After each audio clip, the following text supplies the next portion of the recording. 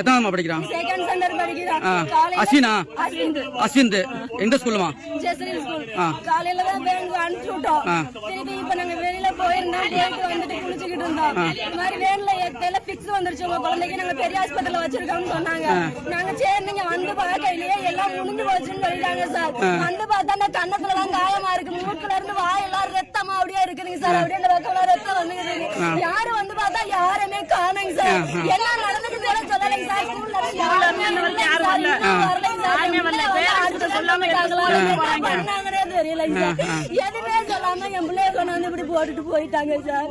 அதுக்கு நீங்களே எனக்கு கேட்டு சொல்லணும் சார். சாட்சியத்தை கர்மாந்திரம் முடிச்ச இந்த சிவகங்கை மாவட்டத்துல என்ன நடந்து தொலையுதுன்னே தெரிய மாட்டேங்குது. ஒரு பக்கம் சட்ட ஒழுங்கு சரியில்லைன்னா இங்க படிக்கிற பள்ளிக்கூடத்துல சேம் இதே ஒரு 9 மணி நேரத்துக்கு முன்னாடி ஒரு பிரச்சனை ஓடிக்கிட்டு இருந்திருக்கு. என்னன்னு பார்த்தா ஒரு சின்ன பையனை ஜெஸ்ரில்னு சொல்லி ஒரு ஸ்கூல், அதாவது சிவகங்கை மாவட்டம் சிங்கம்புணரி கிராமத்துல இருக்கக்கூடிய ஜெஸ்ரில்ன்ற ஒரு தனியார் பள்ளிக்கூடத்துல ஒரு சின்ன பையனை அவனை அடிச்சு அந்த இடத்துல கொண்டு இருக்காங்க. அந்த பையனோட உடல் எல்லாம் காயமா இருக்கு, கணத்துல காயமா இருக்கு. அவங்க அம்மா கிட்ட போன் போட்டு என்ன சொல்லி இருந்திருக்காங்க, உன் பையன் வலிப்பு வந்து ஆஸ்பத்திரியில போய் சேர்த்திருக்கோம், வந்து சேருன்னு சொல்லிட்டாங்க. போய் பார்க்கும்போது பிள்ளை இறந்து போயிருச்சு. அந்த பிள்ளை ஆஸ்பத்திரியில இருந்து என்ன ஏதுன்னு பாக்குறதுக்குள்ள இங்க எல்லாத்தையும் காலி பண்ணிட்டு டீச்சர் எல்லாத்தையும் மூடி க்ளோஸ் பண்ணிட்டு ஓடி போயிட்டாங்க.